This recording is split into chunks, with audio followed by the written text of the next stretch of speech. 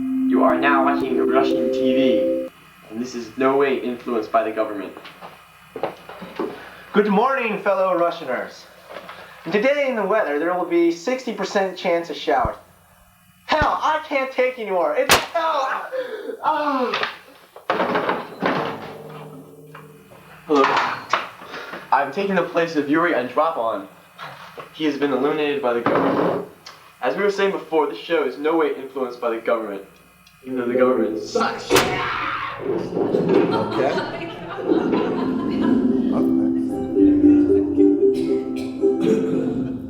That is a film from when I was 14 in 1984. At some point, I'm going to ask everyone around the room if you could name a location that you have access to. I don't need the actual address, but just like a coffee shop or a bar or whatever you think. And that means like a friend of or whatever you think. Any kind of location, a rooftop that has a good view. So I would like just at one point everyone keep that in mind. My background in film is that I started making movies when I was 7 years old and never stopped. I noticed I ended up killing myself a lot in these videos. I don't know what that means. This is shot on Betamax before VHS. One of the things we had access to in Washington, D.C. is that there was actually a prop store that sold beaten up used guns. Like they did all the guns for movies all over, but they had a return one for the broken guns. So we could go there for like $1 and go through this bucket and then pull out all these guns. So we had an arsenal of like just a ton of guns. So a lot of the videos are me and my friends killing each other over and over again. And this is me playing myself in both roles. I play the two guys. It's upstairs guy versus downstairs guy. You notice like, because I'm the only one, I have to keep coming to the camera and turning it off by hand. I knew exactly the timing so I could turn it on, get in a framing position, and then walk towards camera and turn it off. Not good aiming, a lot of shooting. So in this thing, I know a lot of you guys, because I've been actually auditing the crowd, so I know a lot of you are technically savvy, so I'm not going to really go into how to do the editing and all those things. You should already know that, or if you don't know, and you ever have a technical question, the common thing you do in production is you go to YouTube and you look for the how-to video, and they pretty much cover everything. So if you have like those kind of questions, like how to round trip from Premiere to After Effects, all of that is covered in YouTube, so I don't need to really cover that. And the same thing for Creative Cow. So those, like Creative Cow is a more specific technical site that does cover everything from editing. I'm sure most of you guys are already aware of that. This is the big finale coming up.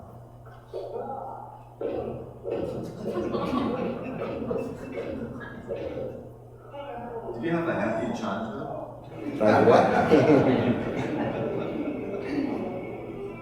So this next film is The Soft Hustle, a film I did in 1999 to 2004. It took us 4 years to do it. The things I'm going to talk about today, I'm not necessarily saying that you should follow what I'm doing, because what we have done before could possibly land you in jail or prison. So our big point is being able to do what you need to do creatively no matter what the roadblocks. So sometimes that is laws and whatever. This film, The Soft Hustle, the biggest thing of this is that we sourced locations. So we were all bartenders at that point. So we could get into any bar in the Lower East Side and shoot for free. We got the location releases. Actors in New York City, everywhere. So it was no problem getting actors, all the different skill levels. Some of the people in this film we have Handsome Dick Manitoba from The Dictators. That's the band that was before the Ramones. We have Howie Pyro, who's from the Heart Attacks, Degeneration, who plays in Danzig now, so a lot of these punk bands. We have Steve Bonji, who was on a show called Oz. He was also the president of the Hells Angels in the New York City chapter. There are local gang members in this, so we pretty much used our whole community. Once we started making the film, we had people coming up to us saying like, I hear you're making a film. I want to be in it. And we're like, all right. And some of these guys were like, we got to put them in the film. We can't cut them out. I'm going to talk about stories too, because here's the biggest thing that I've been kind of talking to people is that here it seems like stories is kind of more of the issue than anything else. So We didn't just shoot in a bar and use people from the bars. We, as bartenders, collectively took a lot of those crazy stories and then segmented them and then put it together in the film. All the crazy people we met in the bars and did the stories about that. One of the stories is about a guy who's a gun dealer in New York. So we had a lot of scenes with guns and stuff. Using guns in New York City in this time period, and still today, you have to have a permit to be able to rent a prop gun from a store, right? The permit means you have to have insurance. The insurance is $2,000. So this budget of the entire film is $2,000. That money went to drugs and a limo rental and a hotel in Atlantic City. Nothing that I paid for, that was the co-producer and they were the ones all doing that stuff and it was used in the film. That said, I had the prop guns from when I was a kid and we kept using them. The criminal element that I kind of mentioned before would show up and be like, well, I got this sawed-off shotgun, why don't we use that? And I'm like, all right, well now we're using real guns in the streets of New York. 2 weeks before that, a gentleman was shot and killed pulling his wallet out when the police asked, to see ID. So the police department, there were riots. So the whole neighborhood of downtown was on edge. So we literally had people standing on corners going, cops, and then we would break up, everyone put the equipment away. The criminal with the gun would take the bag and go another direction. So it was just like we were dealing drugs, but we were doing art. It's kind of funny. This film was made before September 11th. It was filmed in one scene 2 weeks before September 11th happened, 2 blocks away from the Twin Towers. The neighborhood shut down below 14th Street for 3 months. We still kept shooting, and we kind of needed to. So we shot this with a little Sony cam. We had a mic mounted on the top, short boom mic, meaning pretty much any shot where there was dialogue had to be about this distance away to get good audio. The only thing on this that really helped it is that we had a sound designer who did really great sound design and made the whole budget seem like it was bigger because he's like a pro and mixed it and did a really great job. So this is all sound off the camera? Well, this is all like just the soundtrack. No, I mean, when it's going. Yeah. When it came to music, because all the guys in the film were also musicians, we got a lot of music for free. And like this is a song by, it's Champions of Sound, it's by Sergio Vega. He plays in a band called the Deftones and also plays in a band, the Quicksand, before that. So we got a lot of the punk rock bands offering up music for free.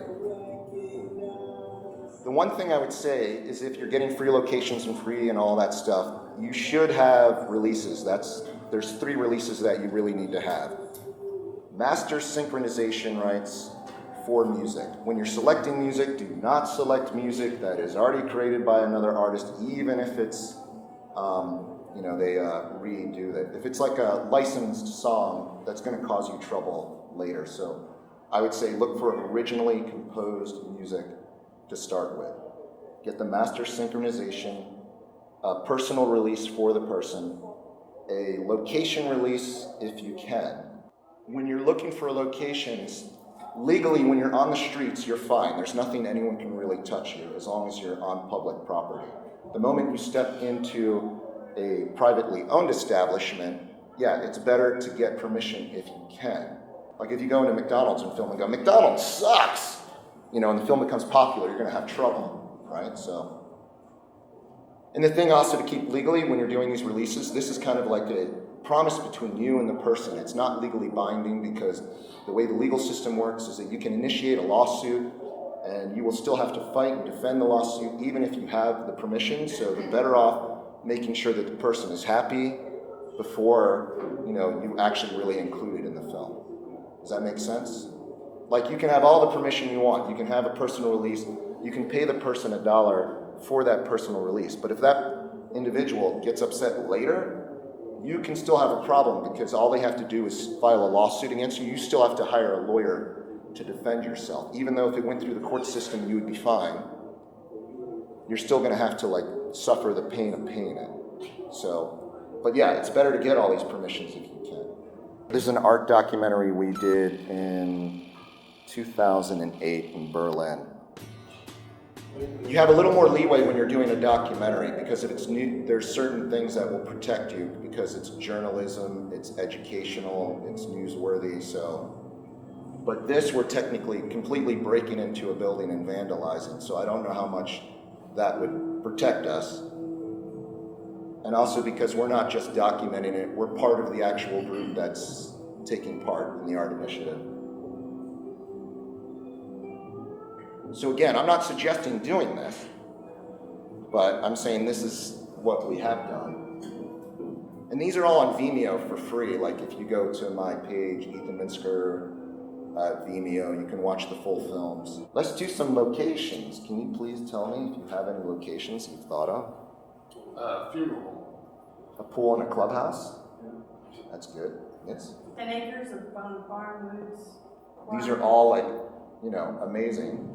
Yes. I have several things. I have very high-end North Beach, San Francisco, and Redwoods. Ashley? I have an island. You have an island? Oh. So you can kind of see what I'm getting at here is that the biggest thing is that for no budget filmmaking is that most filmmakers, you know, you write your story, you build this amazing thing, there's rockets flying in outer space and all that. But that all like is going to cost somewhat of money. So doing the reverse is that you take an audit of what you have access to. And that's first starting with location. And then that might be props, it might be cars, it might be vehicles, it might be weapons. And I'm not saying to use real guns because I really am opposed to that. I just didn't really have a choice. You take an audit of that list, and then you look at that list and you go, okay, what kind of stories can I create from that? And I would say before you go to the story side of it, it's best to go to that same location, and the expert, the person who knows the location best, is to do an interview with them and ask them all of the kind of weird stories.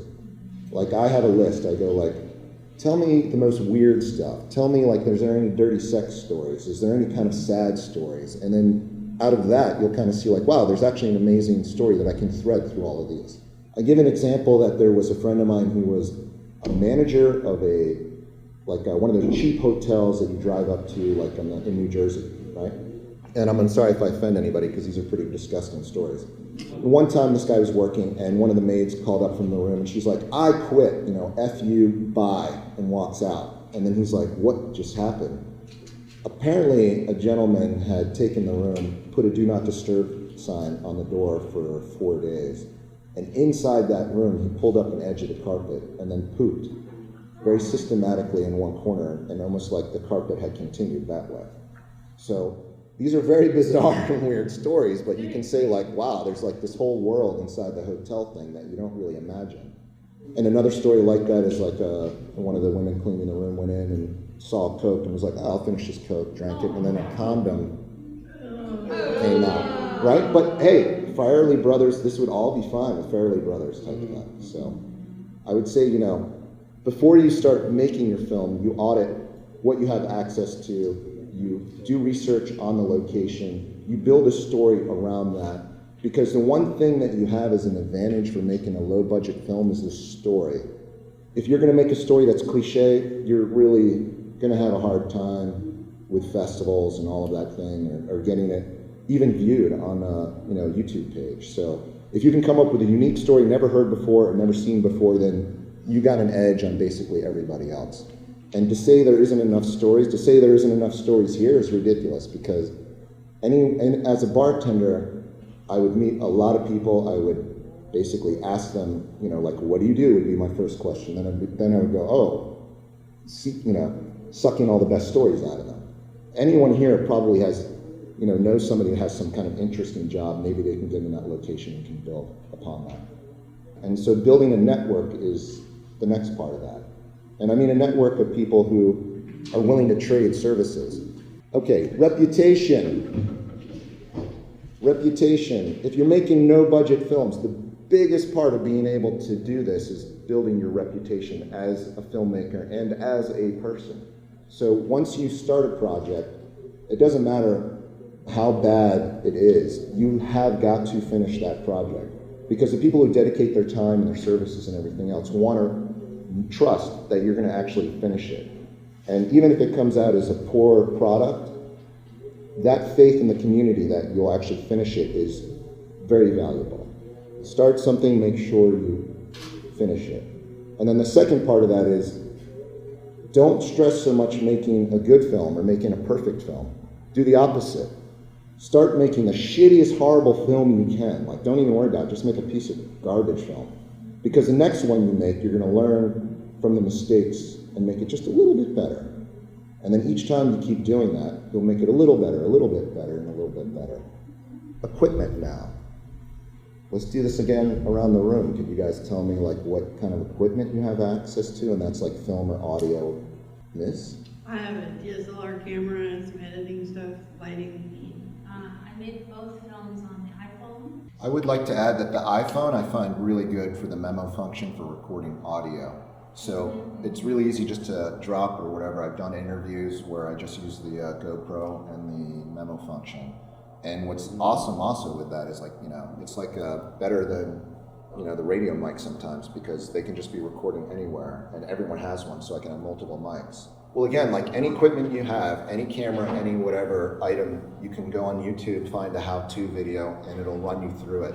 Also, sometimes deboxing videos for any particular camera will give you the basic functions on how to record and all of that stuff. The kind of films I make, I actually brand it as called cinema frantic, meaning that's the frenetic energy between the filmmaker and the viewer. So what I do is I make a film, and then I set up a little screening in my house of like 8 people or so each time. I play the film, and then they tear me apart. And then I edit the film, and then I bring in a new group of people, and the same thing until I get it whittled down to like a bearable length and viewable for the people. And then even when I go to festivals, there's never really a fine cut until I do the audio mix. Resourcing the people that you have as a viewing audience is not bad for a couple reasons. One, you get critical feedback before you're putting it out there. 2, now they're invested in what you're doing, even if they weren't in the project. So now you have a whole other bunch of people who are like, wow, these guys doing this stuff, this film sucks, but hey, he's doing it.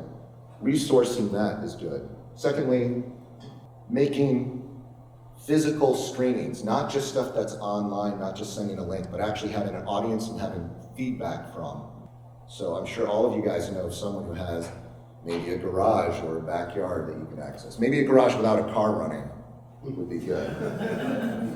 I think all of you probably have great stories that are hidden, waiting deep down inside. And I would just say, you know, try to bring those stories to the surface. Look at what's out there that are the cliche and redundant films that are already done. Discard all of that. It's the one thing we don't need is more of the same stories we've already seen before. Hanging out in this town now for a second time, I can guarantee you there's original stories that are happening here. And they can be just as powerful as New York and LA, which are not the only 2 cities making films. I have some of my fanzines if anybody wants. And,